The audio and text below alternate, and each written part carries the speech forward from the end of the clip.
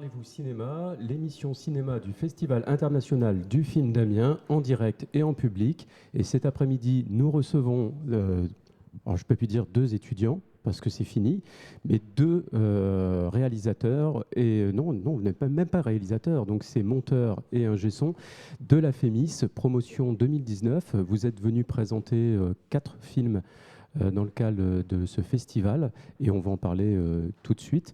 Donc 4 films qui viennent d'être projetés au cinéma Orson Welles.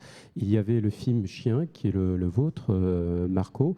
Il y avait aussi Clean With Me, After Dark, de vous, Gabriel. Et il y avait 2 autres films, Loin du Sud et La Meute. La FEMIS, vous pouvez nous présenter la FEMIS en quelques mots? Donc, c'est l'École nationale supérieure des métiers de l'image et du son. C'est une école publique qui est sous la tutelle du ministère de la Culture et du CNC. Et le président actuel, c'est Michel Hazanavicius. Est-ce que vous pouvez nous dire quelques mots sur cette école? Oui, donc c'est effectivement une école publique sur laquelle on rentre par concours. Et elle a la spécificité d'avoir plusieurs départements pour chaque métier du cinéma. Et on rentre en choisissant le département dans lequel on veut exercer. Et du coup, notre futur métier en même temps, quoi. Alors, ce que je disais en introduction, en me trompant un peu, je disais réalisateur, non, parce qu'effectivement, il y a différents départements. Donc, il y a département réalisation, département montage, département son. Il y a image, il y a décor, donc décors de cinéma qui donc sont ou des décors, enfin qui apprennent à construire des décors sur des plateaux, mais aussi à gérer des décors naturels de cinéma. Il y a aussi des productions dans le cursus commun, donc qui est en 4 ans. Il y a le cursus général qui est en 4 ans. Et il y a aussi d'autres options un peu à part qui sont exploitation de salles de cinéma, distribution de films. Il y a aussi séries télé donc, qui apprennent à s'adapter au format de série. Et aussi... qu'est-ce qu'il y a Je crois qu'on n'a pas dit scénario. Image, Ouais, voilà. Et la résidence aussi, un programme en 1 an. Voilà. La résidence, c'est un programme qui permet d'intégrer des étudiants qui n'auraient pas un parcours, on va dire, entre guillemets, ordinaire pour faire rentrer la FEMIS, c'est ça? Oui, c'est ça. Sinon, pour le cursus principal, il faut avoir Bac+2. La résidence, ils ne sont pas obligés d'avoir fait ça avant. Et vous, avant d'intégrer la FEMIS, vous étiez passé justement par quel cursus? Moi, j'ai fait de la littérature avant. J'ai fait un master de lettres avant de commencer le montage. Et moi, j'ai fait un BTS audiovisuel en son. D'accord. Et comment se sont passés ces 4 ans à la FEMIS? Moi, je suis ravie. Pour moi, c'est une super école et je suis rentrée en n'ayant jamais touché un logiciel de montage. Et maintenant, je suis capable d'exercer un métier, donc je suis vraiment contente. Et la formation, en tout cas en montage, elle est super. En plus, on monte les films des autres. Donc, il y a des collaborations qui se construisent. Et puis, on a l'occasion de faire un film de fin d'études. Donc, ouais, moi, je trouve que c'est vraiment une très, très bonne école. Moi, c'est super. On fait une première année qui est un peu commune, où on apprend un peu à tout faire.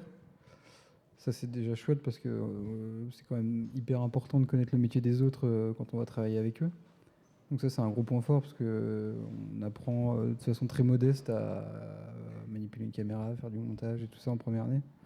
Donc ça, c'est hyper chouette. Et puis après, donc, du coup, on rentre dans nos départements et on fait ce qu'on va faire plus tard. Et en 4e année, on a la possibilité de réaliser un film. Donc voilà. C'est les projets que vous avez présentés.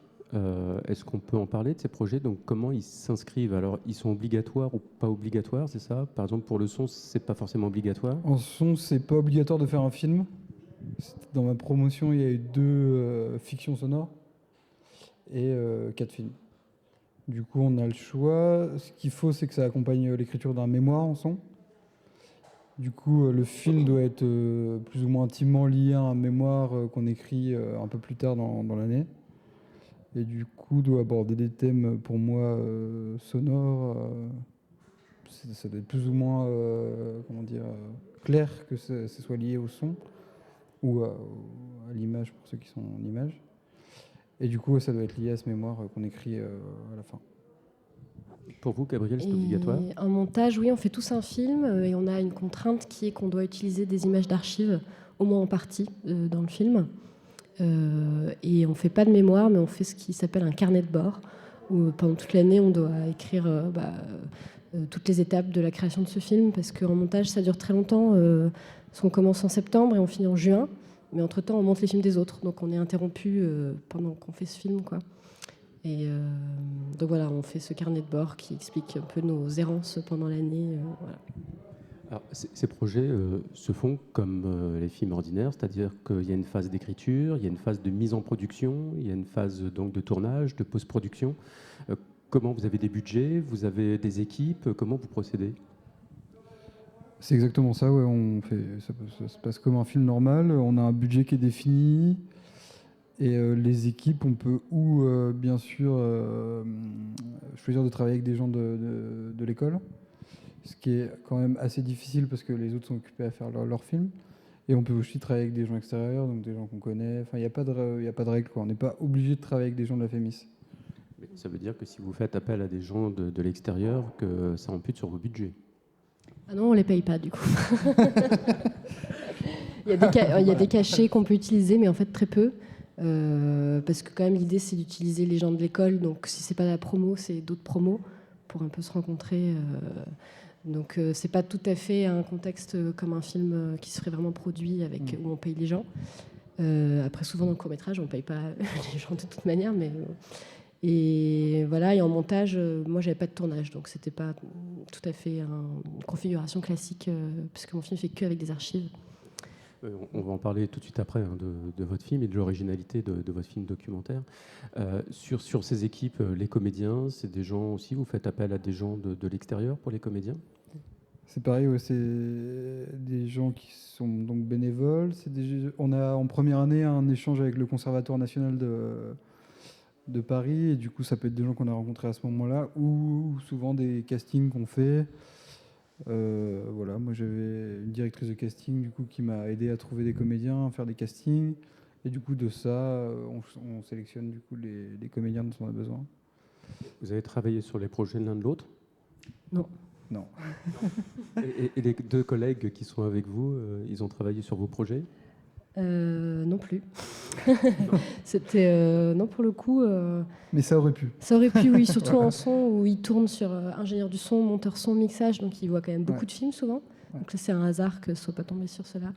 Et moi, en montage, j'en ai monté 3 autres, et du coup, c'est pas cela. Ouais. Les thèmes des films sont libres? Oui, entièrement libre. Ouais. On doit écrire le scénario et le faire passer à une commission, mais c'est pas le sujet qui est discuté, quoi. On fait vraiment sur ce qu'on veut. Ouais. Alors Gabriel, votre film Clean With Me, After Dark, c'est un film documentaire. Vous dites, vous, la contrainte, c'est d'utiliser des images d'archives. Donc les images d'archives, ce sont des images qui sont traduites que vous n'avez pas tournées vous-même.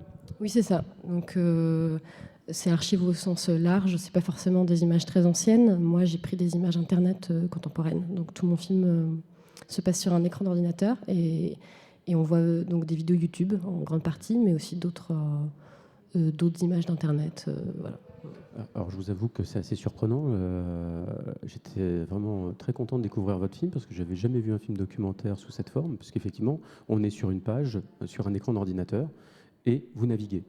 Et là, Ouais. il y a plein de vidéos qui arrivent, voilà, plein d'images. Vous pouvez nous décrire un peu? Donc en fait, c'est des témoignages aux États-Unis de femmes qui parlent du ménage, mais aussi d'autres choses. Au départ, on peut prendre ça de manière un peu légère, ça peut nous faire sourire, mais au fur et à mesure on avance dans le film, on sourit de moins en moins. Oui, donc le film s'ouvre sur des présentations de vidéos de ménage sur YouTube, donc ça s'appelle des Clean With Me. C'est un type de vidéo comme les vidéos de maquillage, enfin il y a plein de types de vidéos sur YouTube. Et elle s'ouvre toute seule, et puis on se promène dans les vidéos, et au bout d'un moment, ça dégénère. Et moi, ce que je voulais, c'était m'intéresser au hors-champ de ces vidéos, parce que je voyais ces femmes qui se filmaient en train de faire le ménage chez elles, en accéléré, avec de la musique. Et je me disais, mais pourquoi elles font ça? Et est-ce que la maison est vide pendant qu'elles font ça? Est-ce qu'elles sont seules? Et donc c'est un film qui parle à la fin plutôt de la solitude de ces femmes-là qui sortent pas de chez elles et qui ont un rapport complètement névrosé au ménage, parce que c'est la seule chose qu'elles peuvent faire chez elles. Elles sont des femmes au foyer qui sont dans une conception très, très limitée de ce qu'elles peuvent faire dans la société, quoi. Et au-delà de cette utilisation d'images, c'est des choses que vous connaissiez, ça, ces images vous les avez trouvées comment? Comment vous est venue cette idée de travailler sur ce sujet-là? Je les ai d'abord rencontrées comme spectatrice ordinaire de YouTube. Je regarde beaucoup de vidéos YouTube et un jour YouTube m'a proposé une vidéo de ménage. Et en fait, au début, moi, ça me fascinait de les regarder faire le ménage et d'apprendre à les connaître, parce qu'au bout d'un moment, on connaît leur maison, leur famille. Et j'en ai regardé pendant, je sais pas, 1 an ou 2 ans, à la place de la télé, quoi. Et voilà, après, j'ai dû faire ce film et je me suis dit, c'est des archives, en fait. Et j'ai envie de parler de ce sujet-là. Au début, c'était comme spectatrice et c'est ce trajet-là que j'ai voulu montrer dans le film. C'est au début une découverte de vidéos, une fascination, et puis après, on s'intéresse à ce que ça raconte en vrai quand on écoute bien, quoi. Alors, au niveau du montage, c'est super intéressant. Ce que vous avez fait, c'est vraiment très original, avec tous les écrans qui apparaissent, qui disparaissent. Il y a des moments où même on rentre dans des cartes au niveau du globe. Hein. On connaît ce Google Earth, mais là, il y a quand même une qualité d'image qui arrive sur des maisons. Il y a des moments, c'est assez impressionnant, parce que l'image s'approche de la maison. Et à un moment, je me suis dit, il y a quelqu'un qui va... En fait, on va voir quelqu'un derrière une fenêtre. Parce qu'il y a les voix off qui arrivent de ces personnes réelles qu'on ne voit pas. Comment vous est venue cette idée de ce montage? C'est des choses qui existent déjà ou c'est une création pure? Il commence à y avoir des films qui sont faits comme ça, c'est-à-dire qui se passent sur un écran d'ordinateur. J'ai découvert ça quand j'étais à la FEMIS, donc ça s'appelle des desktop documentaries. Souvent, c'est des essais plutôt que des. Il commence à y avoir des fictions même qui sont faites comme ça, où tout se passe sur WhatsApp. Voilà. Et oui, c'est une forme qui ouvre plein de possibilités. Et encore, moi, je me suis restreinte. Mais il y avait, au début, j'ai fait des versions où on m'envoyait des messages. Je recevais des messages pendant que le film se passait. Et il y avait des conversations. Enfin, voilà, les possibilités sont vraiment très grandes. Et je trouve que c'est un moyen de permettre aux spectateurs de partager une vraie expérience, parce qu'on connaît tous ce que c'est de naviguer sur Internet, et qu'en fait, si on creuse, on peut trouver la maison de la youtubeuse qu'on regardait 5 minutes avant, quoi. Alors, quand je regardais votre film, Sylvain Fessier, qui a présenté le film, m'a dit « Tu vas voir, ce film-là, je pense qu'on va en parler longtemps ». Marco, malheureusement, les aléas du direct ont fait que je n'ai pas pu voir votre film, donc je suis arrivé trop tard dans la salle pour le voir. C'est l'histoire d'un... Bah oui, je le regrette. C'est l'histoire d'un coursier, c'est ça, qui est un peu dépité, votre film? Oui, en fait, on suit un coursier à vélo pendant une soirée, donc c'est une fiction quand même. Et voilà, c'est un film qui parle un peu de la solitude et tout ça, donc on le suit un peu dans son errance toute la soirée, dans la façon dont il change sa vision un peu sa vision de voir la ville, sa vision de voir son métier, et sa vision de voir les gens un peu pendant cette soirée. C'est un film que vous avez écrit avec un collègue de la FEMIS, du département scénario, ou vous l'avez écrit tout seul? C'est ça, ouais. J'ai commencé à écrire tout seul, puis ensuite j'ai une scénariste, Violette Garcia, qui est venue m'aider à réécrire moi.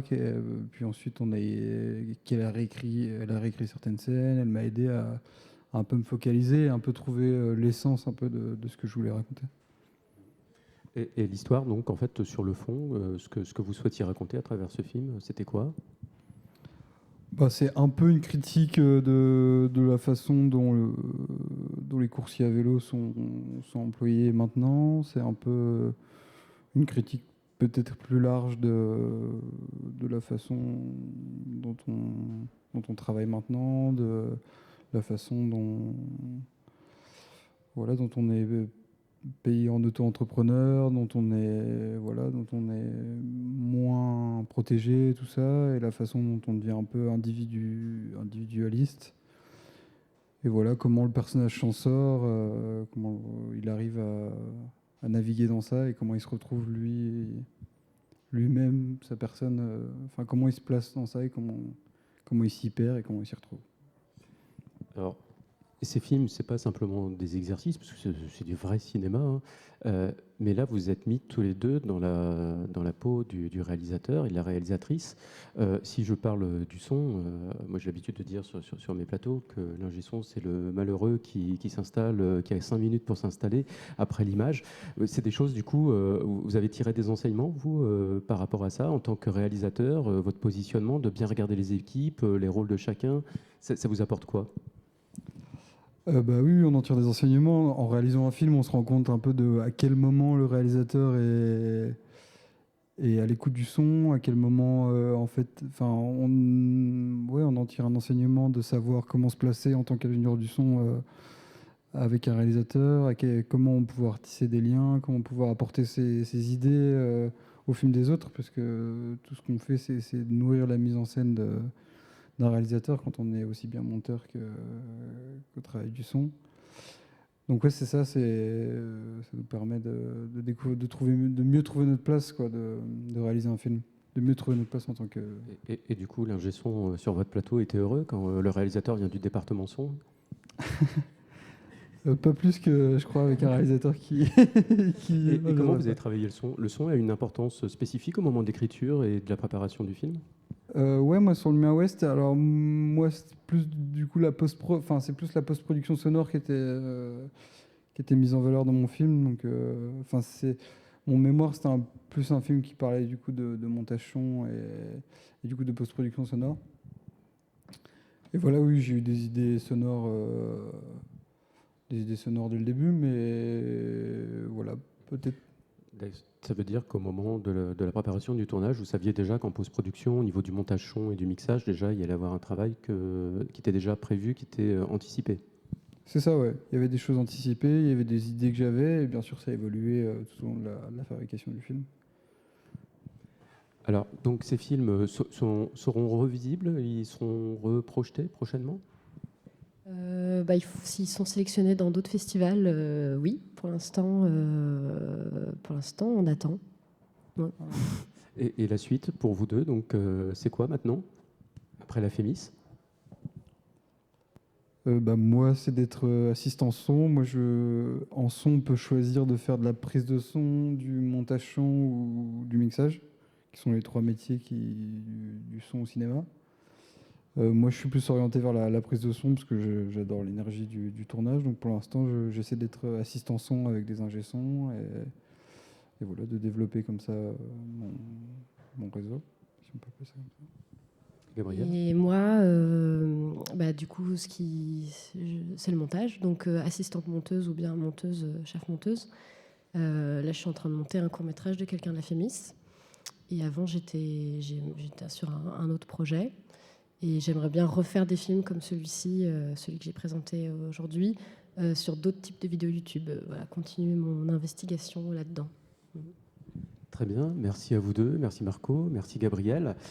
Merci. Donc quant à nous, nous nous retrouvons pour une prochaine émission de Parlez-vous cinéma, donc l'émission cinéma du Festival international du film d'Amiens en direct et en public. Et je vous propose de nous quitter avec le récap de la journée d'hier. Merci et au revoir.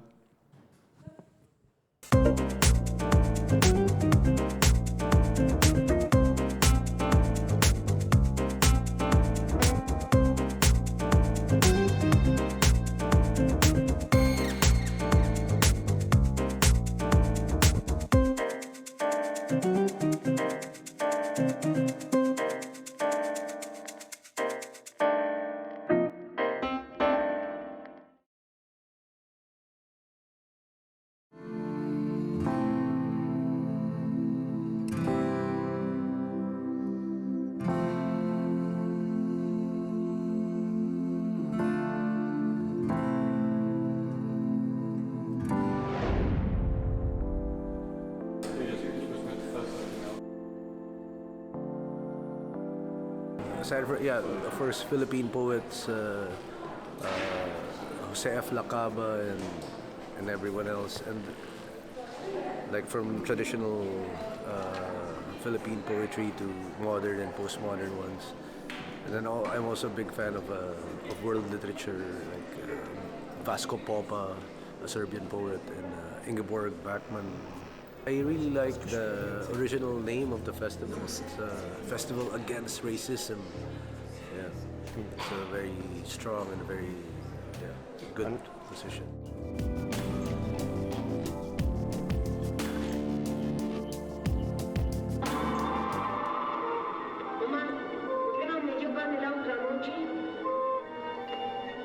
Il habitait en France et lui il habitait au Mexique. Il est mort au Mexique. Hein. Il est arrivé au Mexique en 1946 et même quand il a fait des films en France, il tournait ses films en France, il retournait vivre au Mexique, mais on s'est toujours raté, croisé, donc je ne l'ai pas rencontré.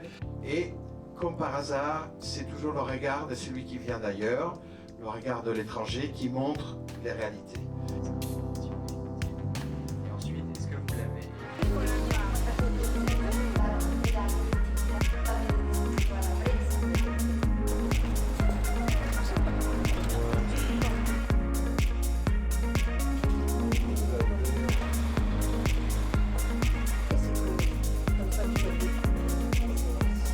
Match contre Reims en mai 2038. Et si vous devez prendre le train? La nationalité du Costa Rica, elle est née en Russie. Toi avec nos invités qui sont là, et il a été adapté. Alors, Ouais. Je me rappelle.